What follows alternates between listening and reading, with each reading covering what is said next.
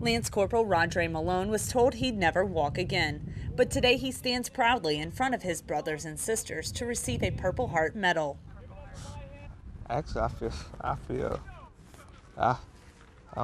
I'm speechless.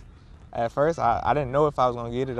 I just, it's something that I don't want, but at the same time, I want it because to know and show and tell stories of what I've been through and what I've done. After the explosion, Malone was transported by helicopter to the Camp Bastion Hospital, where he received treatment for his fractured spine.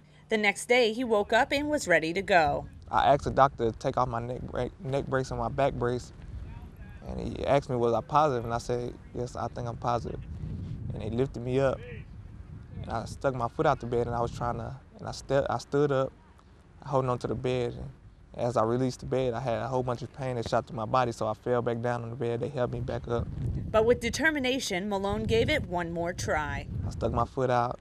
I stuck my left leg out first, which is the leg that hurt the most. I couldn't feel it. And then I stuck my right leg out. And I stood up.